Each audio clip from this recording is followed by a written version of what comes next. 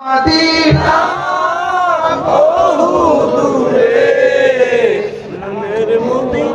দিনাওয়ালা আমার অন্তরে আসিনি নামাজের ভিতরে নবীর সালাম আসেনি।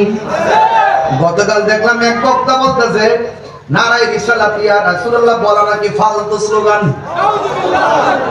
এবার বলেন তো দেখি নবীর শাফাত পাইবনি?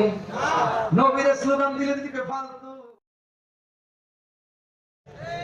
আমি আজকে গজল গাওয়ার পক্ষে ছিলাম না, আমি নবীর শান গাই, এরা এখানে গান পেয়ে ফালাই দিয়ে আমার কালার করে, এই জন্য আমি এটা বাদ দিয়ে ইসলাম।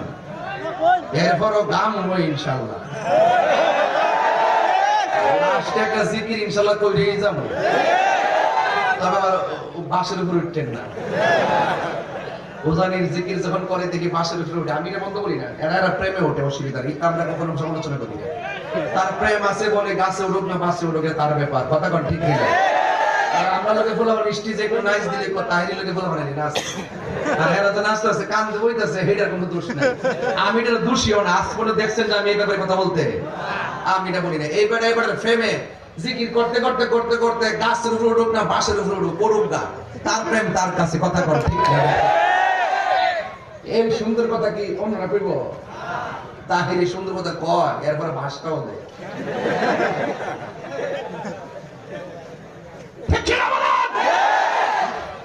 জিকির হবে কার?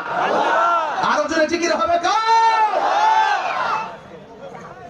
সবাই আমার সাথে বলবেন, বলতে পারতেন না ইনশাআল্লাহ। জন্ম আমার নবীর যুগে হলে কেমন হতো। উহুদের যুদ্ধের ঘটনা, এবার ওই মুহূর্তে তালহা রাদিয়াল্লাহু তাআলা নবীর জড়ায়া ধরছে।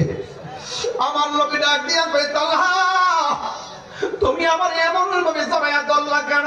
নবী গো, ওরা আপনাকে মারার জন্য ষড়যন্ত্র করেছে, ওরা গতকাল সিদ্ধান্ত নিয়েছে, আপনি তো বলেছেন ওরা আপনাকে না মাইরা স্ত্রী গ্রহণ করবে না, ওরা আপনাকে না মাইরা গায়ের মধ্যে তেল মালিশ করবে না। ইয়া রাসূলুল্লাহ, ওদের টার্গেট আপনাকে শেষ করে দিতে হবে। ইয়া রাসূলুল্লাহ, আমার সামনে আপনার বদন মোবারকে রক্ত ঝরলে এটা আমি মেনে নিতে পারবো না। এবার সাহাবী আমার নবীরে যায় এমনে জড়ায়া ধরছে।